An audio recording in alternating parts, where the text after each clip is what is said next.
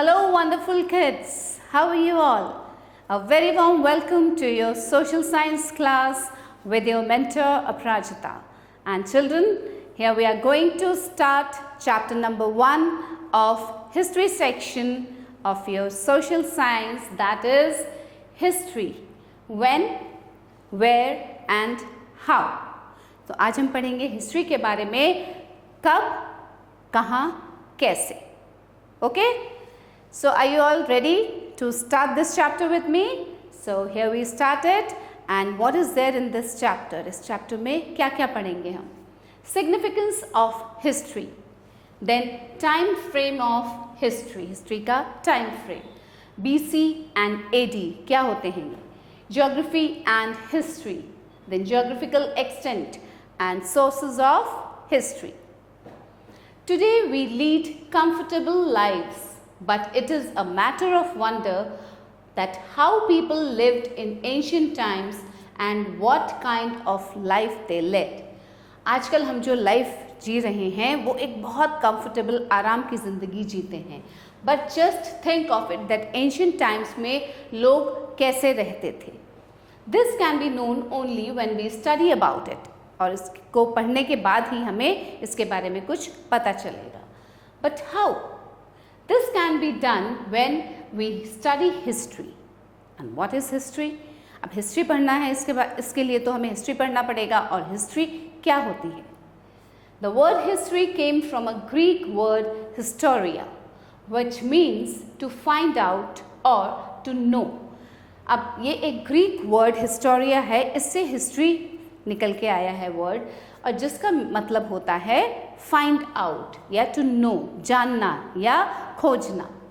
दस history is finding out the past. History क्या है? पास्ट के बारे में चीज़ें जानना, चीज़ों को खोज के निकालना, ढूंढ के निकालना. History can be defined as the study of past events which cover all aspects of life like political, social, economical, scientific, technological, medical, cultural, religious and military in a chronological order. एक chronological order में study past events में, जो past में जो events हुए हैं उसकी study को history कहा जाता है. और उसमें ये सब events cover होते हैं जो अभी हमने पढ़े, political, social, economical, scientific, technological. Now, the chronological order shows all the records of findings in a frame of time as when they happened. अब ये जो chronological order होता है इसमें क्या होता है? रिकॉर्ड होता है, जो भी खोज के ढूंढ के निकाला जाता है उसका एक रिकॉर्ड होता है और टाइम फ्रेम होता है उसमें कि ये चीज़ें, ये इवेंट्स कब हुए. A person who gathers information from various sources, analyzes, interprets and records the events of the past is called a historian. और जो इन सब काम को करता है, पुराने इन्फॉर्मेशन को इकट्ठा करता है, सब इन्फॉर्मेशन को उसको एनालाइज करता है, सब रिसोर्सेस को ढूंढ के निकालता है, उसको कहा जाता है historian. Now fact to know, Herodotus 484 to 424, a Greek historian and geographer, is known as the father of history. Father of history किसे कहा जाता है? Herodotus को. Significance of history. क्या है history का significance? The significance of history can be understood through these points. It makes us know our past events. History से हमें अपने past events का पता चलता है. It tells us about the evolution and progress of knowledge in different fields. अलग अलग fields में कैसे evolution हुआ और उसका प्रोग्रेस कैसे हुआ, आगे कैसे बढ़ा. It tells us about progress in art, architecture, language, religion, culture, civilization, beliefs, customs, traditions, etc. इन सब के बारे में, इनकी प्रोग्रेस के बारे में बताता है history. It acquaints us with our ancestors, kings, important people and common men.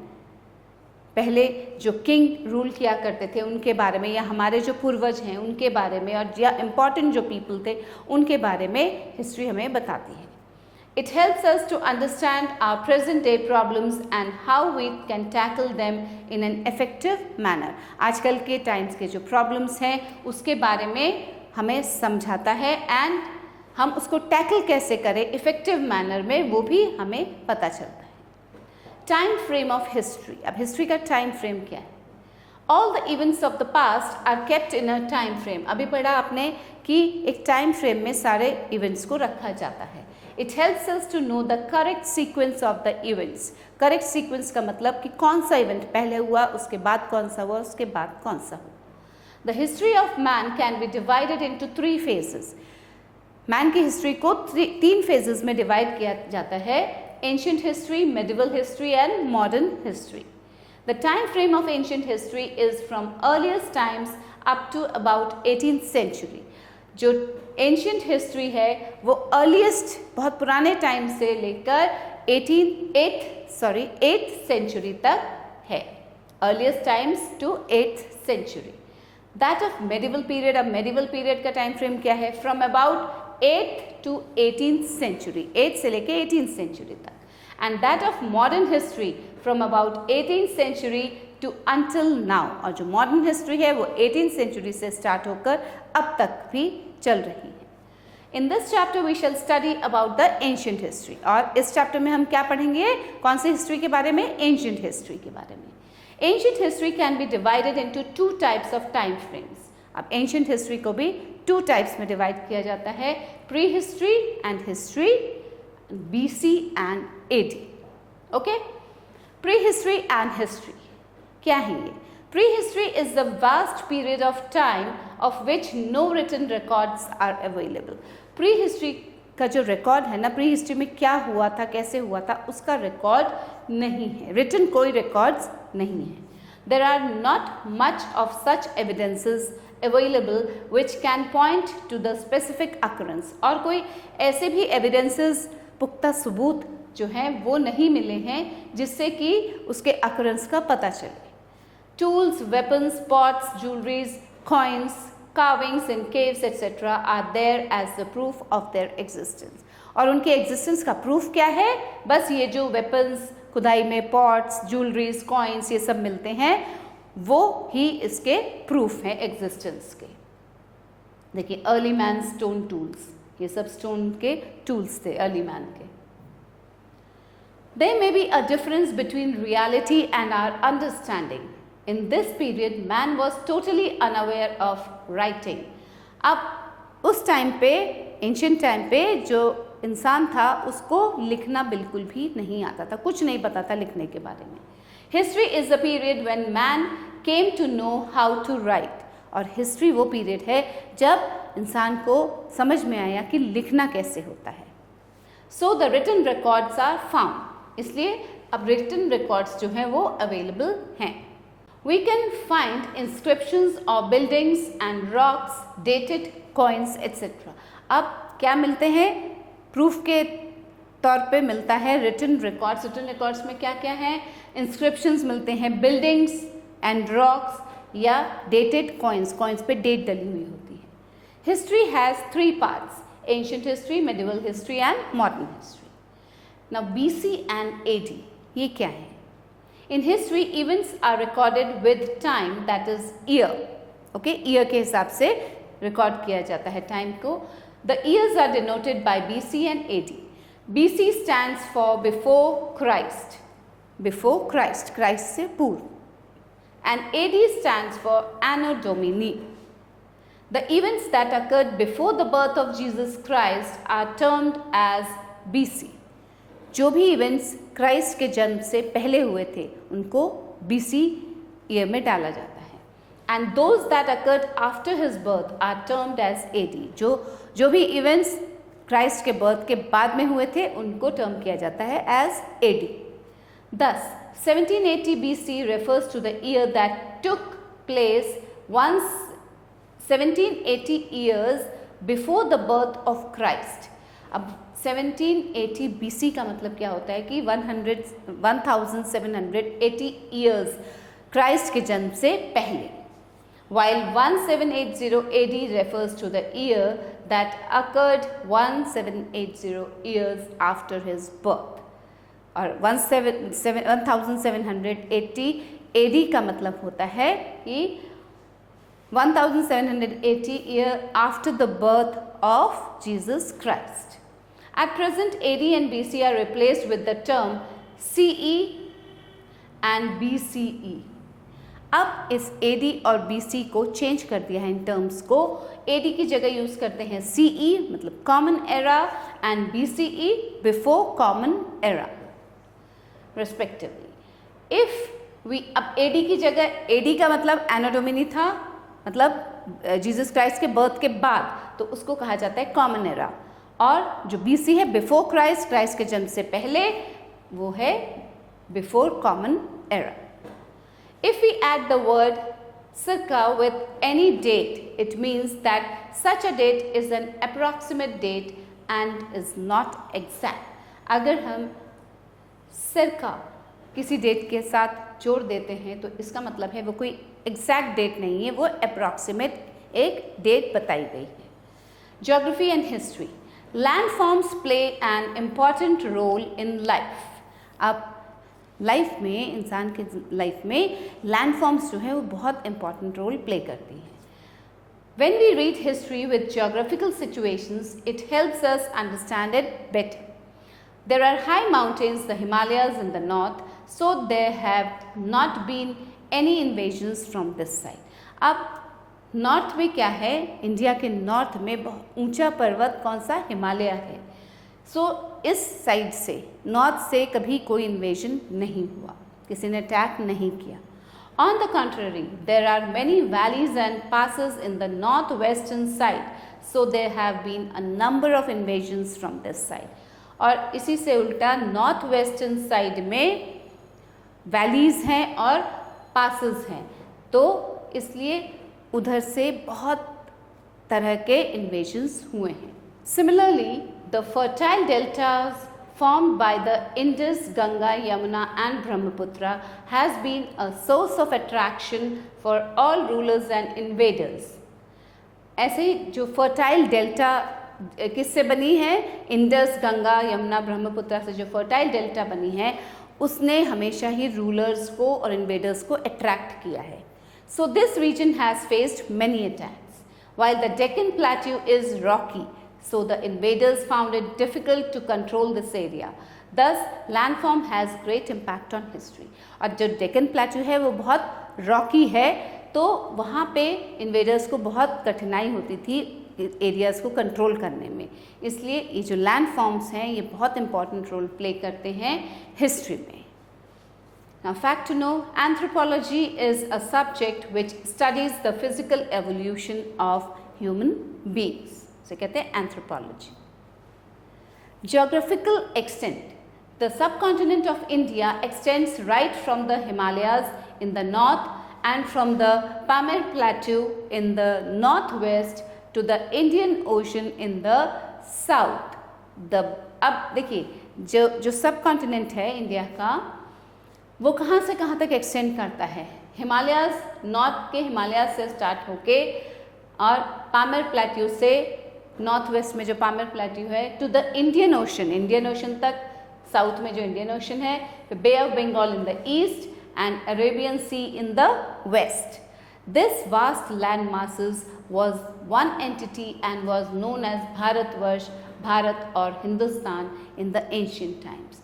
अब ये जो लैंड मासेस हैं, जो अलग अलग लैंड मासेस हैं, ये कभी किसी टाइम पे बहुत एक ही एंटिटी हुआ करती थी और एक ही लैंड मास हुआ करता था जिसे कि भारतवर्ष, हिंदुस्तान के नाम से जाना जाता था.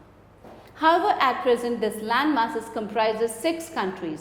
अब प्रेजेंट में ये जो लैंड मासेस है ये कितने कंट्रीज कंप्राइज करती है? 6 countries which R India, Pakistan, Afghanistan, Nepal, Bangladesh and Bhutan. Now the sources of history. We can divide the sources of history into 2 broad categories. So, history के sources को 2 categories में divide किया जा सकता है, archaeological sources and literary sources. What are archaeological sources? The study of the remains of human existence in the past is called archaeology. Human existence के जो remains हैं उनकी जब स्टडी की जाती है कि कैसे कैसे ह्यूमन का एग्जिस्टेंस हुआ था, उसके जो भी चीज़ें बची हुई चीज़ें हैं उनके बारे में जब स्टडी करते हैं तो उसको कहा जाता है archaeology. The person who studies this source is called an archaeologist, और जो इसकी स्टडी करता है उसे कहा जाता है archaeologist. The archaeological sources include monuments and buildings, coins, inscriptions, artifacts, etc. Monuments and buildings. अब ये जो archaeological sources हैं इनके बारे में हम पढ़ेंगे. पहला आता है monuments and buildings. There are many ruins of old monuments, temples, places, palaces, stupas, caves, towns, etc. अब बहुत सारे टूटे फूटे जैसे पुराने मॉन्यूमेंट्स हैं या मंदिर हैं, जो पुराने मंदिर हैं, पैलेसेस हैं, स्तूपास हैं, केव्स हैं. The excavations in Mohenjo-daro, Harappa, Patliputra, Taxila and other places have revealed a lot about the ancient civilization and the religious and social life of the people. ये जो excavations हुए, खोद के निकाले गए मोहनजोदारो, हड़प्पा, पाटलिपुत्र, तक्षशिला, इन सब जगहों पे ये एंशियंट सिविलाइजेशन के बारे में बहुत कुछ बताता है और वहाँ जो रिलीजियस एंड सोशल लाइफ थी पीपल लोगों की उसके बारे में भी पता चलता है इस एक्सकवेशन से. The ancient Nalanda university and Vikramshila university tell us about the ancient system of education. जो पुराने नालंदा यूनिवर्सिटी एक्सकवेशन में ही निकले, नालंदा यूनिवर्सिटी और विक्रमशिला यूनिवर्सिटी ये एंशियंट सिस्टम में जो एजुकेशन का सिस्टम था उसके बारे में बताते हैं. Look, this is Sanchi Stupa. Fine.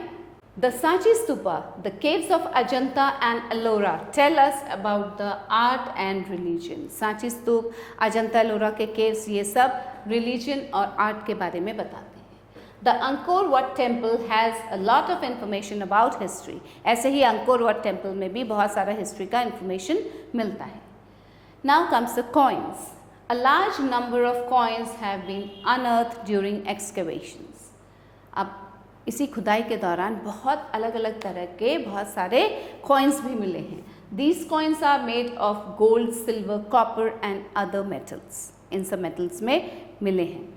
A coin on Samudragupta depicts him with a veena which shows his love for music. एक coin पे समुद्रगुप्त की का इमेज है और उसमें उन्होंने हाथ में वीणा पकड़ी हुई है जिससे कि ये पता चलता है कि उनको म्यूज़िक से कितना लगाव था. At the same time, the metal used in the coin tells about the economic conditions of those time. और उसमें जो मेटल यूज़ किया गया था उससे कंट्री के सोशल जो इकोनॉमिक कंडीशन है उसके बारे में पता चलता है. Similarly, the coins of one kingdom found in another indicate the trade relations between kingdoms.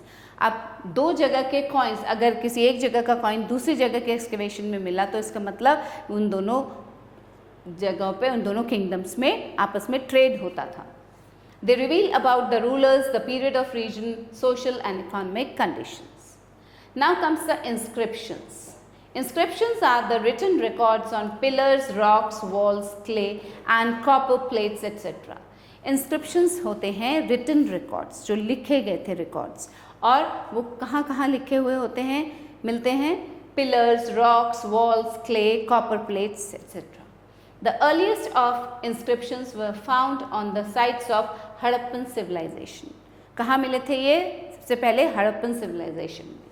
They provide the information about the kings, their administration, kingdom, personal qualities of a king, dates, workers of art, etc. इन सब के बारे में वो information देते हैं वो coins. Sorry, वो inscriptions. Those inscriptions give information about all these things. The rock edicts of Ashoka tell us about the principles of his dharma and the extent of his empire. अब जो rock पे जो अशोका के वो जो addicts मिले हैं, लिखे हुए मिले हैं, इंस्क्रिप्शंस मिले हैं, उससे उनके प्रिंसिपल ऑफ धर्मा के बारे में पता चलता है. The inscriptions in Sanchi tell us about the rule of Chandragupta Vikramaditya. The pillar inscriptions at Prayagraj tells us about the conquest of Samudragupta.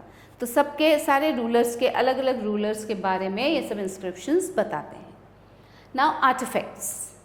Artifacts are work of art, tools, weapons, pottery, toys, coins, jewelries, sculptures and paintings. इन सब चीज़ों के work के बारे में artifacts बताता है. They tell us about the cultural and artistic life of the people. The specimens found at Takshila tell us about the Gandhara art. जो specimen मिले हैं तक्षशिला में वो गंधारा आर्ट के बारे में बताते हैं. The idols and paintings of Shiva, Vishnu, Buddha and Mahavira tells us about the religious faith. और जो मूर्तियाँ मिली हैं या पेंटिंग्स मिले हैं, इन सब बुद्धा, महावीरा, शिव, इन सब के जो आइडल्स मिले हैं वो बताते हैं कि रिलीजियस फेथ क्या था, किसके ऊपर फेथ किया जाता था religiously. This is Ajanta cave art. देखिए, so beautiful it is. Now fact to know, the study of ancient writing and records is called palaeography. जो एंशिएंट राइटिंग और रिकॉर्ड्स होते हैं उसकी स्टडी को क्या कहा जाता है? पैलेयोग्राफी. पैलेयोग्राफी. The study of coins is called numismatics, and the person who studies and collects coins is called numismatologist. Okay? The study of inscriptions is called epigraphy. जो inscriptions अभी आपने पढ़े उनकी स्टडी जो करते हैं उसको कहा जाता है, उसकी स्टडी को कहा जाता है एपिग्राफी. लिटरेरी सोर्सेज, अभी तक हमने आर्कियोलॉजिकल सोर्सेज पढ़े, अब हम पढ़ेंगे literary sources. All the written records and evidences are known as literary sources. जितने भी रिटन रिकॉर्ड्स और एविडेंस हैं वो सब लिटरेरी सोर्सेज के अंडर आते हैं. These sources were handwritten and are called manuscripts. और ये जितने sources हैं ये सब handwritten होते थे और इनको क्या कहा जाता है? manuscripts. These are found on rocks, tree leaves, tree barks, copper plates, etc. Many manuscripts were written on भोजपत्र. देखिए ये भोजपत्र है, इस पे manuscripts लिखे गए. Unfortunately, all of these manuscripts are not available at present. ये जितने भी manuscripts लिखे गए थे ये सभी manuscripts available नहीं हैं, कुछ available हैं. We can divide literary sources into two subgroups. अब literary sources को भी two subgroups में divide किया जा सकता है, religious literature and secular literature. Let's read about religious literature. This kind of literature was written on the religious theme, which includes religious teachings, rituals and tales. The four Vedas, the Upanishads, the Smritis, the Brahmanas, the Puran, etc. from Hinduism. Hinduism से ये सारे जो literature हैं जो religious theme पे लिखे गए थे वो ये हैं. The Tripitakas, Jatakas, etc. from Buddhism. Buddhism के कौन से थे? Tripitakas and Jatakas. And the Angas from Jainism are religious literature. ये सभी religious literature हैं. The four Vedas include, अब 4 वेद होते हैं तो वो कौन कौन से हैं? Which are those Vedas? The 4 Vedas include Rig Ved, Samved and the Yajur Ved and the Atharva Ved. Among these, the Rig Ved is the most ancient Veda. सबसे पुराना वेद कौन सा है? Rig Ved. Next to the Vedas, the Ramayana by Maharshi Valmiki and the Mahabharata by Maharshi Ved Vyas are the 2 great epics in Sanskrit. और ये जो दो हैं रामायण और महाभारत, ये हमारे दोनों ग्रेट एपिक हैं जो कि संस्कृत में लिखे गए हैं. The Shrimad Bhagavat Gita is a part of the Mahabharat, और महाभारत का ही एक पार्ट है श्रीमद् भागवत गीता जो गीता पाठ किया जाता है. Now fact to know, Kalidasa has produced fine books in Sanskrit, so he is popularly called the Shakespeare of India. Kalidas ने जो बुक्स निकाले थे, फाइन बुक्स, वो किस में थे? संस्कृत में, इसलिए उनको शेक्सपियर ऑफ इंडिया भी कहा जाता है.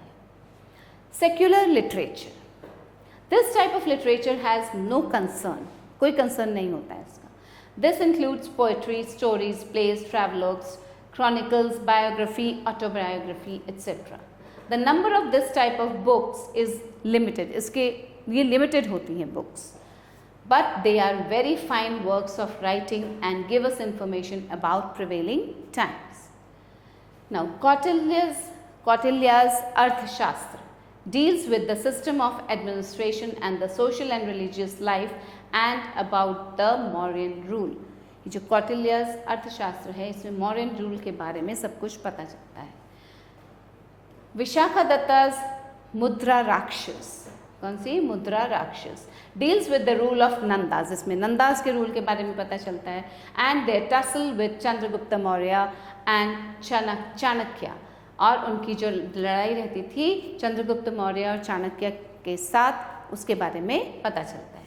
King Harsha has written 3 books, अब किंग हर्षा ने भी 3 बुक्स लिखे थे, Nagananda, Ratnavali and Priyadarshika, which tell about the contemporary times and society.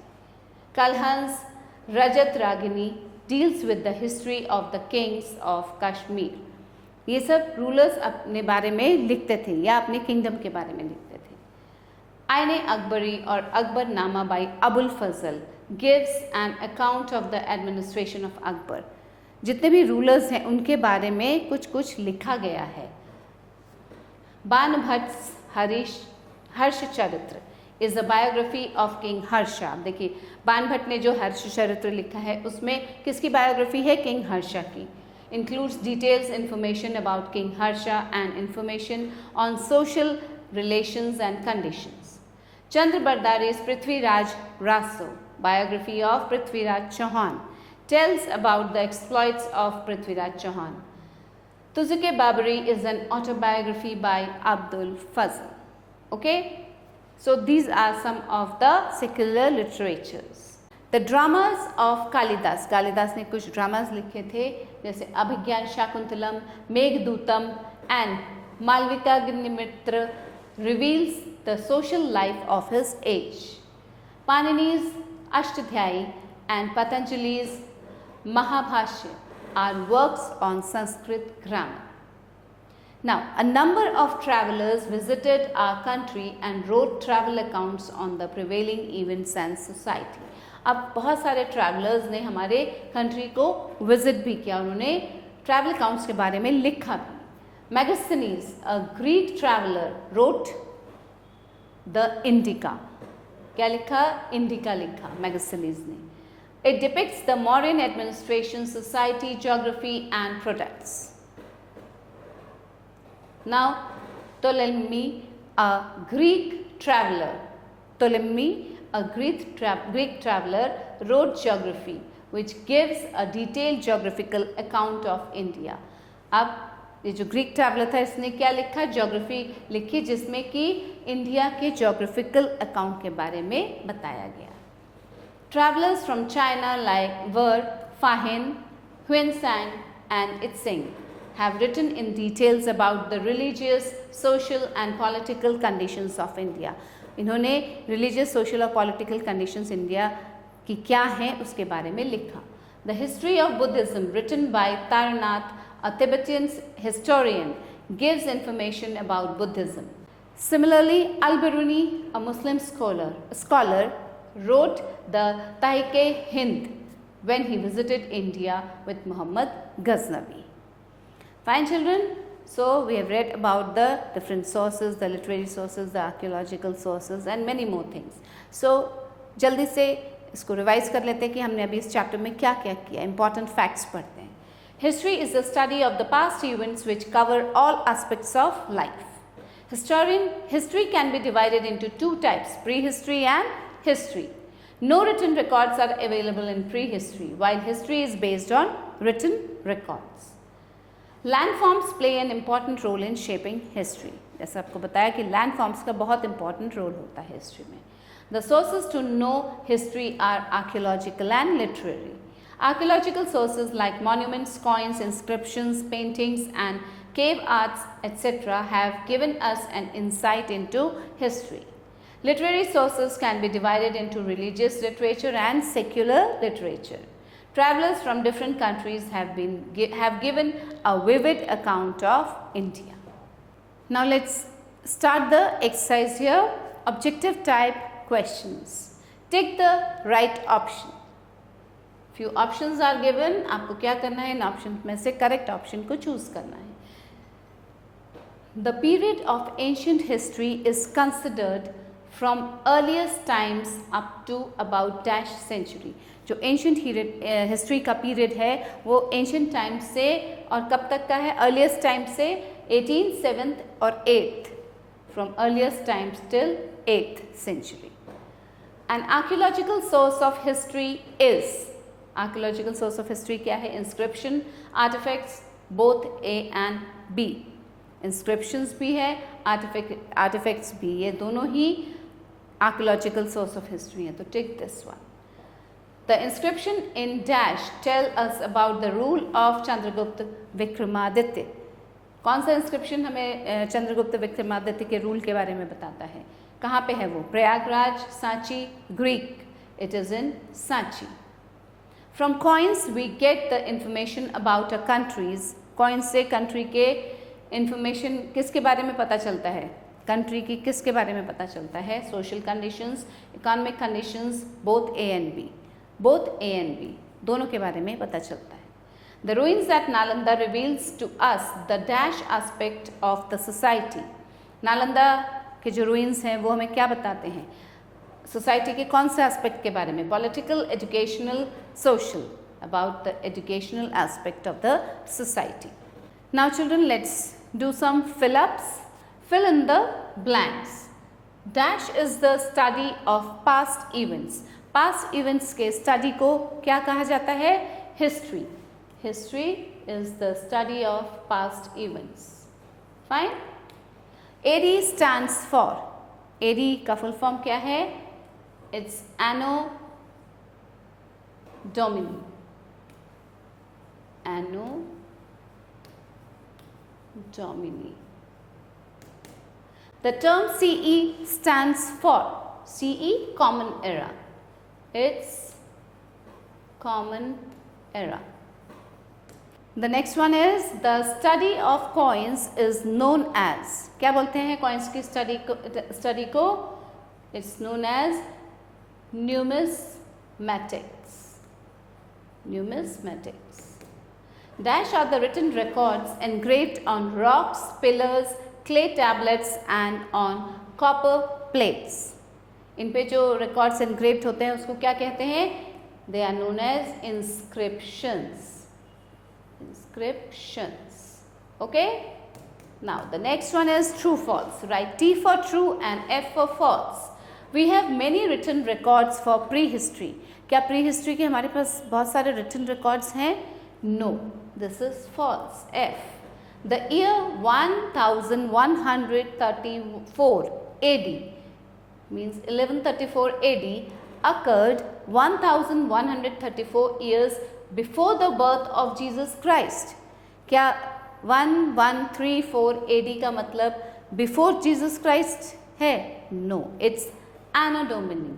So after the birth of Jesus. So this is also false. Geography and history are not at all related. False. Geography and history तो truly related हैं. The Rig Veda is the most ancient Veda. Yes, this is true. सबसे पुराना वेद है हमारा Rigveda. Okay children, so this was all in this chapter. I hope you enjoyed this chapter. थोड़ा interest के साथ पढ़ा और थोड़ा और इंटरेस्ट कब आएगा? जब आप इस चैप्टर को फिर से पढ़ेंगे एक बार. Go through the chapter again, stay connected and stay tuned for the new video. We'll meet soon with a new chapter. I'll be there with a new chapter for you, with some more information, something more interesting. Till then, stay happy, stay blessed. Bye.